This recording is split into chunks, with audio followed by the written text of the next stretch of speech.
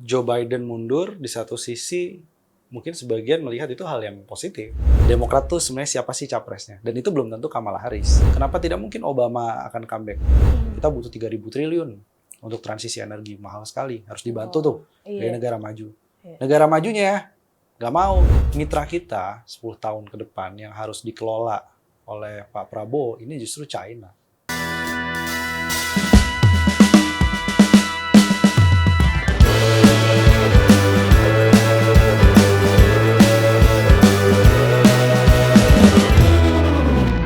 Hai Sobat Bisnis, selamat datang kembali di Broadcast, podcastnya Bisnis Indonesia. Bersama saya Ajeng Dinanti, akan membahas yang lagi rame di pemberitaan-pemberitaan. Ini banyak sekali ya kejutan-kejutan di Pilpres Amerika Serikat yang belum lama kita ketahui Donald Trump ini mengalami insiden tertembak ketika berkampanye. Lalu tidak lama setelah itu dibikin geger sama lawannya Joe Biden yang memutuskan untuk mengundurkan diri dari pemilihan presiden Amerika Serikat dan menyatakan dirinya mendukung Kamala Harris sebagai kandidat capres dari Demokrat.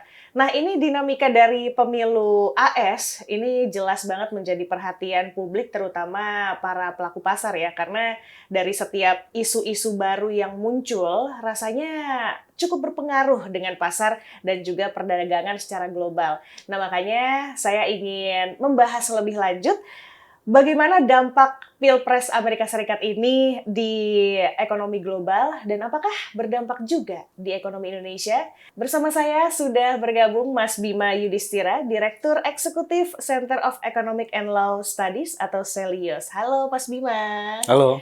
Gimana kabarnya Mas Bima? Kabar baik, alhamdulillah. Kabar baik. Kabarnya juga masih baik melihat pemberitaan akhir-akhir ini. Itu yang jadi masalah tuh. Karena banyak nggak pasti ya. Banyak ketidakpastian politik yang bikin ketar-ketir para pelaku pasar gitu ya. Dan ini kemarin yang lagi rame adalah penembakan Donald Trump yang membuat ketidakpastian politik, mungkin negara adidaya kuasa ini langsung fokusnya ke isu-isu keamanan. Nah, kalau dari Mas Bima sendiri melihatnya seperti apa sih insiden kemarin? Ini insiden yang cukup mengagetkan karena dalam mungkin 1 dekade terakhir ya belum pernah ada kasus penembakan terhadap presiden. Dan ini kan juga cukup kontradiksi karena di saat yang bersamaan kan Donald Trump kan mempopulerkan kepemilikan senjata api. Sementara ada isu masalah soal politik juga. Kemudian penembakan ini juga masih belum jelas nih aktor politiknya siapa.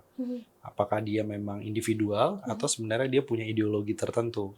Jadi ini membuat ketidakpastian dan setelah adanya penembakan yang di luar ekspektasi adalah banyak sekali pengusaha di Amerika Serikat itu mengalihkan dukungannya untuk Donald Trump. Dan itu yang paling menarik, secara terbuka. Jadi karena ditembak, karena mungkin dianggap sebagai pahlawan oleh sebagian ya terutama yang sayap kanan, bahwa Donald Trump aja sampai ditembak loh dalam mempertahankan slogan Make America Great Again itu, sehingga dia dianggap menjadi sosok yang diunggulkan bahkan pada pemilu Amerika November mendatang. Jadi langsung berbalik arah, yang tadinya skeptis karena banyaknya isu hukum yang menerpa Donald Trump, sentimen yang cukup bisa dibilang sayap kanan ya terhadap isu-isu perang Timur Tengah, stance yang lebih tegas terhadap China misalnya.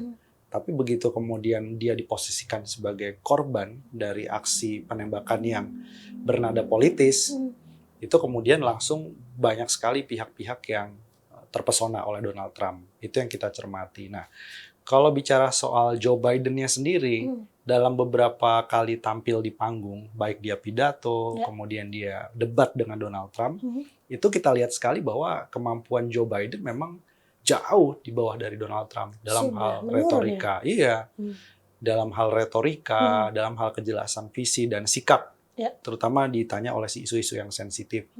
Ini membuat sisi Demokrat ya agak guncang. Tapi ini implikasinya kalau kita lihat ya cukup signifikan memang.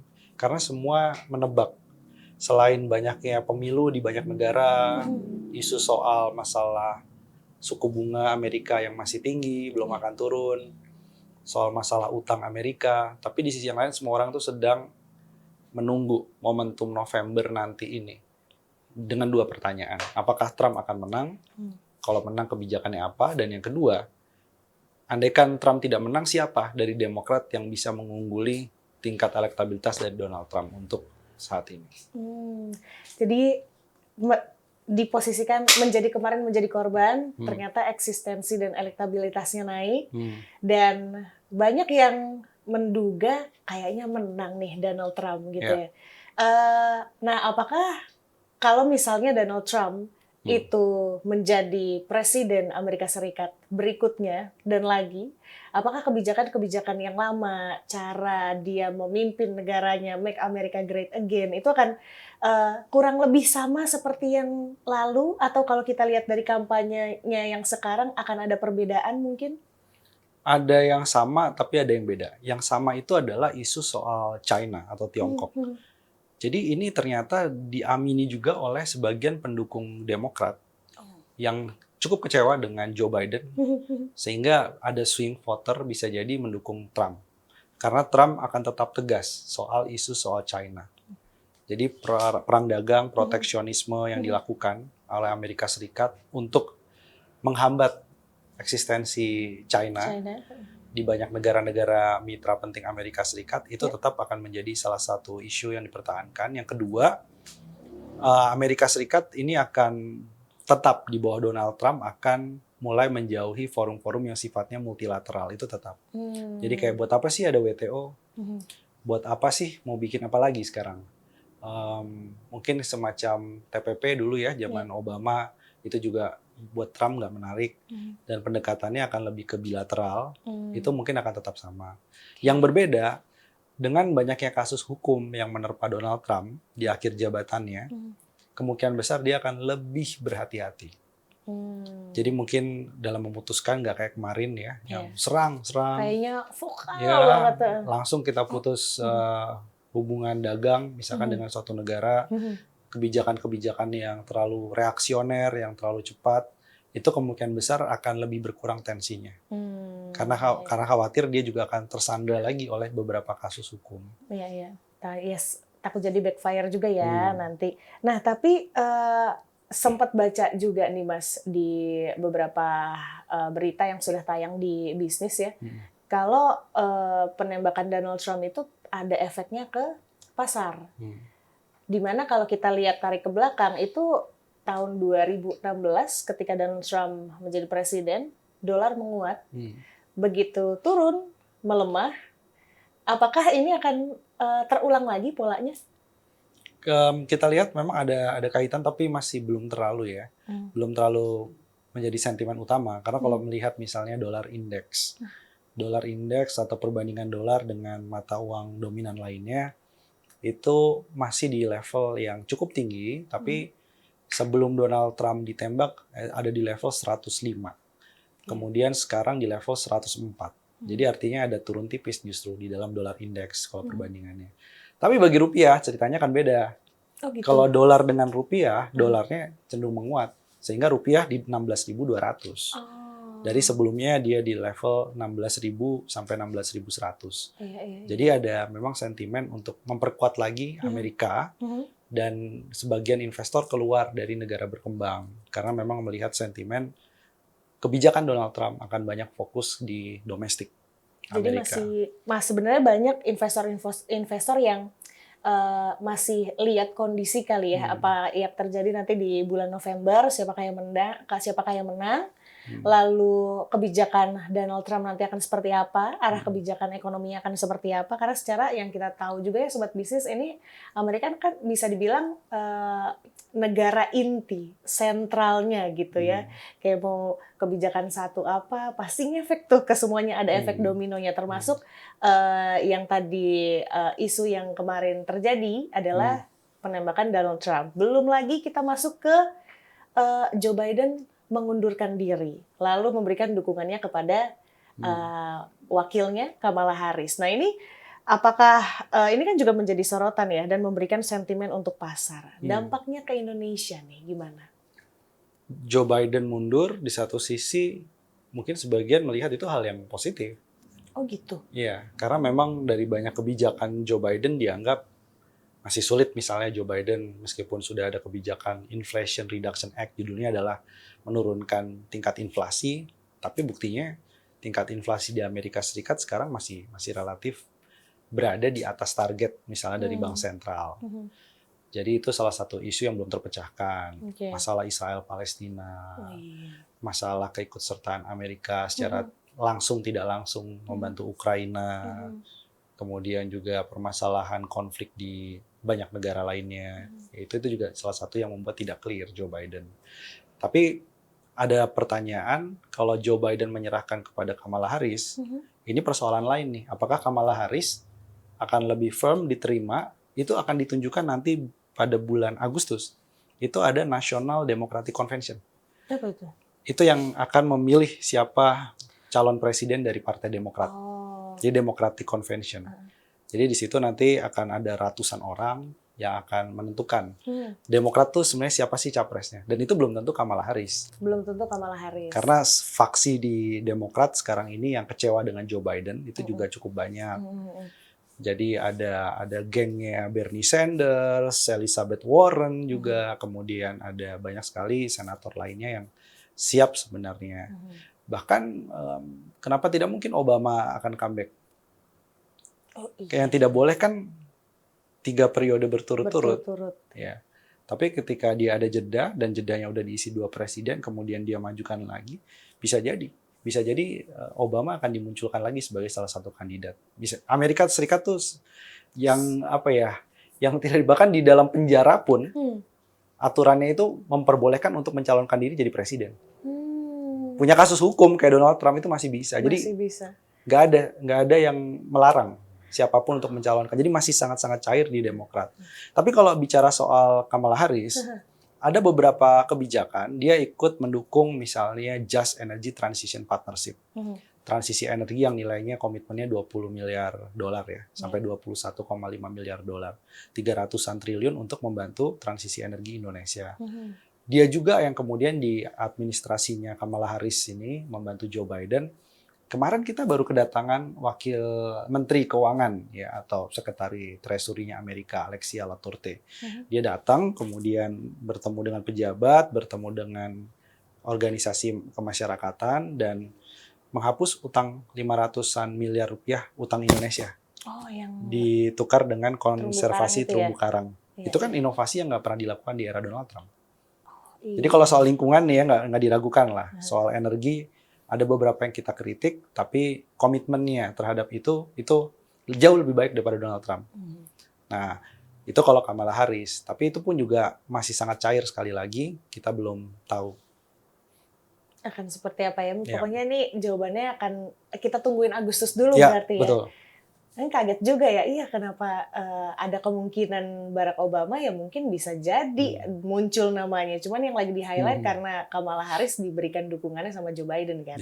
Nah kalau kita lihat dari pengalaman yang lalu-lalu nih Mas Bima, khususnya era kepemimpinan Trump dan juga Biden di 8 tahun terakhir ini, sebenarnya plus minus untuk perekonomian Indonesia tuh seperti apa sih? Iya, jadi waktu zamannya Donald Trump, itu perang dagang itu sebenarnya banyak efek negatifnya buat kita. Karena bagaimanapun juga barang kita yang masuk ke Amerika Serikat secara langsung itu kira-kira cuma 10%. Tapi yang masuk ke Tiongkok atau China itu bisa di atas 15% lebih. Artinya apa? Artinya kan barang dari Indonesia setengah jadi atau barang mentah masuk lewat jalur China, kemudian diolah dijual lagi ke Amerika. Itu yang lebih banyak daripada yang kita direct ekspor ke Amerika Serikat. Jadi begitu ada perang dagang, ini nggak akur, efeknya juga permintaan. Komoditas, permintaan soal banyak sekali komoditas ekspor kita yang terkoreksi. Tapi di sisi yang lain, Donald Trump ini juga harusnya membuka peluang banyak pabrik masuk ke Indonesia. Efek dari relokasi industri. Jadi begitu terjadi perang dagang, tarifnya meningkat, Harley Davidson itu pindah ke Thailand, beberapa perusahaan otomotif dari Tiongkok dipindahkan ke Vietnam. Nah, masalahnya Indonesia nol. Belum ada. Belum ada perusahaan yang pindah karena relokasi perang dagang itu. Jadi ada miss opportunity. Harusnya kesempatan. Iya, bisa dimanfaatkan ya. Tesla misalnya ngapain dia bikin pabrik besar di mana? Malaysia atau di China. Pindahin aja ke Indonesia. Nah, itu kan belum selesai sampai sekarang. Nah, itu alasannya kenapa tuh Mas? Kok di Indo belum ada? Iya, jadi dari efek perang dagang yang kurang disiapkan adalah daya saing. Oh. Jadi nggak cukup cuma memanfaatkan, lagi ada huru-hara. Iya. Tapi gimana daya saingnya? Karena mereka kan mengirimkan tim untuk ngecek ya, apakah regulasi, apakah kemudian ada konsistensi kebijakan. Nah, ini salah satu isunya adalah inkonsistensi kebijakan. Jadi banyak kebijakan yang berubah dalam waktu yang sangat pendek. Dan itu bukan hal yang bagus bagi investor yang view-nya jangka panjang. Selain itu juga soal standarisasi lingkungan hidup, perlindungan terhadap pekerja, terutama setelah Undang-Undang Cipta Kerja. Nah, jadi ini salah satu isu sentral juga yang membuat kenapa relokasi masuknya nggak ke kita. SDM juga. SDM tuh isu yang lain lagi tuh. Ini semuanya benar-benar saling berkaitan ya. Jadi nggak cukup mengharapkan limpahan rezeki dari Amerika yang perang dengan China. Gitu. Iya. Cuman sangat disayangkan aja gitu. Nah, ini kemarin tuh lagi ramai juga di kampanyenya Donald Trump akan menarik mandatory EV. Sementara kan kita lagi rame diproyeksikan sebagai salah satu produsen terbesar nikel. Kalau dari Mas Bima seperti apa? Sebenarnya kita nggak perlu terlalu khawatir. Karena toh sebenarnya sebagian besar nikel kita bukan buat baterai, tapi buat stainless steel, aluminium. Yang artinya mobil apapun yang diproduksi tetap butuh baja tahan karat dari Indonesia. Itu satu. Tetap butuh komponen yang bahan bakunya atau barang setengah jadinya dari Indonesia. Yang kedua, Trump memang jatuh cintanya itu masih sama mobil petrol atau BBM. Tapi kan ada jalan tengah di Amerika tuh hybrid yang lagi laku keras. Jadi ada survei di Amerika tuh, banyak yang sudah beli mobil listrik tuh kecewa.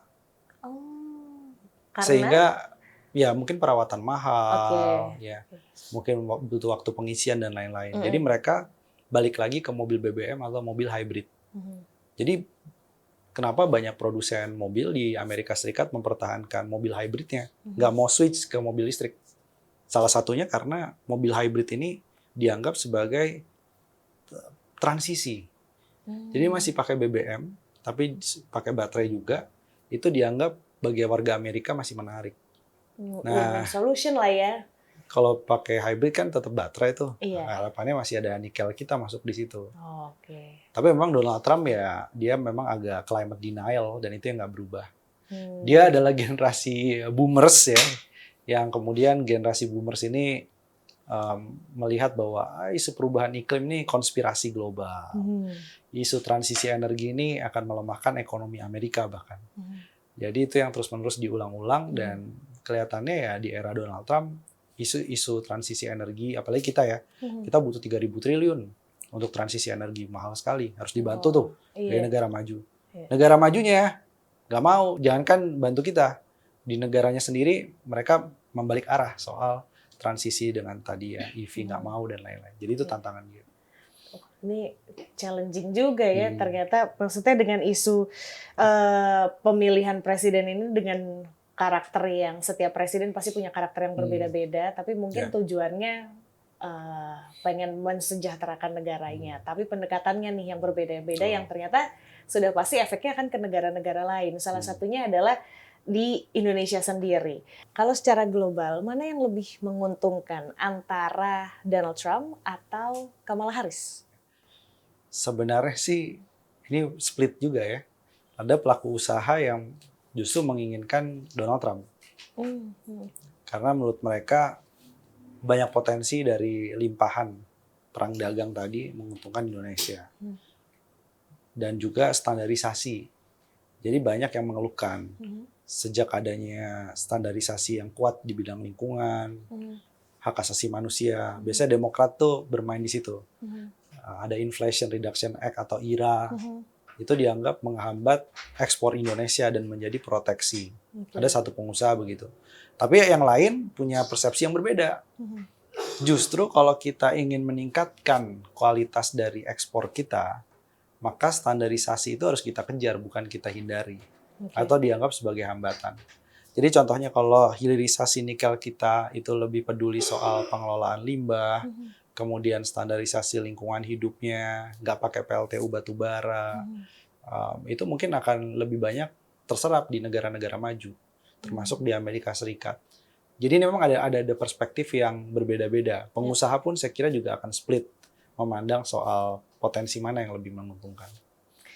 Nah, ini makanya banyak investor yang istilahnya wait and see kali ya. Di pemilu Amerika Serikat saat ini kan ada, bisa dibilang ada ketegangan di Timur Tengah, di Rusia Ukraina juga.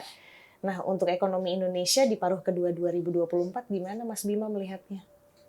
Di semester kedua sampai akhir tahun 2024 memang kita lihat ya bagaimanapun juga pasar di negara yang disebut Amerika, kemudian Eropa, ini memang masih belum begitu menggembirakan ya dibandingkan pra-pandemi. Tapi di sisi yang lain, partner tradisional kita secara langsung, China, ekonomi domestiknya, krisis properti belum selesai, kemudian juga ada masalah soal utang di level munisipal atau pemerintah daerah. Jadi masih banyak isu di China dan menurunkan permintaan ekspor komoditas. Makanya yang berat di akhir kepemimpinan Pak Jokowi ini, nggak ada booming bonanza komoditas. Jadi tidak ada booming di harga komoditas, maka ini efeknya adalah dari ekspor, dari investasi, itu juga akan jadi salah satu pemberat. Jadi ekspektasi pertumbuhan semester keduanya ya mungkin hanya 4,7 sampai 4,8%. Jadi akan susah mengulang untuk bisa level 5% untuk saat ini. Ini di akhir masa jabatannya Pak Jokowi, yang sebentar lagi akan digantikan oleh Pak Prabowo. Nah, kira-kira kebijakan apa yang Pak Prabowo harus ambil untuk bisa menangani efek-efek yang terjadi di global sekarang nih, termasuk gara-gara pemilu AS, terus kan merembet kemana-mana tuh, sebagai presiden baru yang terpilih. Ya, jadi Pak Prabowo akan dihadapkan pada tembok realitas. Jadi karena dia berkampanye kemana-mana, uang negara masih ada, pertumbuhan ekonomi 8%, makan siang gratis, itu akan didorong bahkan di tahun pertama. Tapi di sisi yang lain juga, ya mungkin Wakil Menteri Keuangan yang baru dilantik kemarin bisa mengingatkan pamannya ya, bisa mengingatkan Pak Prabowo bahwa kondisi keuangan kita nggak sebagus yang digambarkan. Yang artinya kita dari segi fiskal atau APBN harus lebih berhati-hati, itu yang pertama, jadi lebih realistis.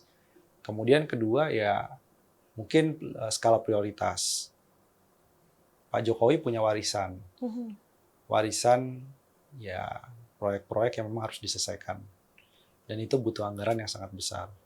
Apakah ini kemudian mau dipending atau kemudian diselesaikan lebih cepat sehingga Pak Prabowo punya kesempatan mungkin di tahun kedua, tahun ketiga baru menjalankan program-program utamanya, food estate misalnya. Itu juga jadi salah satu pilihan yang rasional. Tapi yang ketiga, saya melihat Pak Prabowo ini punya hal yang sorry to say tidak dimiliki oleh Pak Jokowi. Salah satunya adalah international engagement-nya. Pak Prabowo ini energi untuk internasional luar biasa, harus diakui. Jadi belum jadi presiden saja, dia udah ada di Qatar Economic Forum. Kemudian di Shangri-La Dialogue ya, mungkin sebagai kapasitas Menteri Pertahanan kalau Shangri-La Dialogue. Tapi yang di Qatar Economic Forum itu menunjukkan kapasitas Pak Prabowo ingin menguasai kerjasama dan narasi ekonomi global di tingkat internasional. Saya pikir ini satu hal yang bisa kita lihat, satu hal yang positif. Artinya dunia internasional tidak melihat Indonesia proteksionis. Indonesia bukanlah little Trump ya, gitu ya. Tapi Indonesia ini membuka kerjasama dengan banyak negara. Itu mungkin yang menjadi power. Nah, jadi tapi kita lihat siapa nih Menteri Perdagangan era Prabowo, siapa Menteri Luar Negerinya. Karena ini ujung tombak Prabowo di level internasional untuk menarik investasi, menarik kerjasama perdagangan dengan banyak negara lainnya. Nah, di tengah carut-marut ya, global nggak pasti dan lain-lain. Itu mungkin jadi kekuatan yang harus di-leverage, ditingkatkan oleh Pak Prabowo ke depan. Iya. Pak Prabowo sudah dinilai memiliki power di bagian ya internasional, di mata udah siap loh untuk membuka kerjasama gitu ya. Dan ini kan berbeda dengan Donald Trump ya, yang bisa dibilang dia apa tadi istilahnya proteksionis ya, proteksionis, memutus kalau organisasi-organisasi internasional aja ada beberapa yang keluar kan Amerika kan waktu dia menjabat. Nah itu apakah akan menjadi tantangan nantinya untuk Pak Prabowo? Seandainya Donald Trump yang akan memimpin kembali, apakah itu akan menjadi tantangan tersendiri untuk Pak Prabowo untuk menjalin kerjasama dengan Amerika? Ya, saya pikir mungkin kita akan kembali ke kepentingan yang sangat basic ya dengan Amerika Serikat. Apa sih yang Amerika Serikat ini pengen dari Indonesia misalnya? Soal apa? Soal tambang gitu ya. Ya udah. Sekarang pun hilirisasi untuk smelter Freeport kan sudah mulai berjalan. Jadi Amerika Serikat pun sebenarnya kalau dilihat dalam 10 tahun terakhir di era Pak Jokowi pun juga nggak terlalu aktif sebenarnya. Kecuali beberapa program yang terkait dengan lingkungan mungkin ya. Ada dana pembangunan, tapi mitra kita 10 tahun ke depan yang harus dikelola oleh Pak Prabowo ini justru China. Nah ini balancing of power-nya. Jadi saya bisa lihat nih Pak Prabowo akan lebih banyak cuap-cuap di level internasional, itu di forum-forum negara barat. Tapi secara kebijakan ekonomi, investasi, perdagangan, tetap akan melanjutkan kebijakan yang bisa dibilang agak align ke China. Jadi kita tunggu aja nanti siapa jajaran menterinya Pak Prabowo. Dan kalau ditanya nih, mungkin akan jadi pertanyaan terakhir Mas Bima. Antara Donald Trump dan juga Kamala Harris. Jadi mana yang lebih menguntungkan perekonomian Indonesia? So far sih mungkin ada sosok Demokrat yang lebih oke dari Kamala Harris. Tapi kalau pilihannya cuma 2 ya mungkin bisa jadi ya best option Kamala Harris. Best option Kamala Harris. Itu dia Sobat Bisnis, bisa disimpulkan sendiri. Tapi harapannya semoga isu-isu yang sedang berkembang sekarang, apa yang terjadi di global, tentunya bisa bisa diangkat kembali oleh kebijakan-kebijakan yang ada dengan pemerintah Indonesia untuk bisa bikin Indonesia lebih maju lagi. Saya Ajeng Dinanti, sampai bertemu di episode selanjutnya.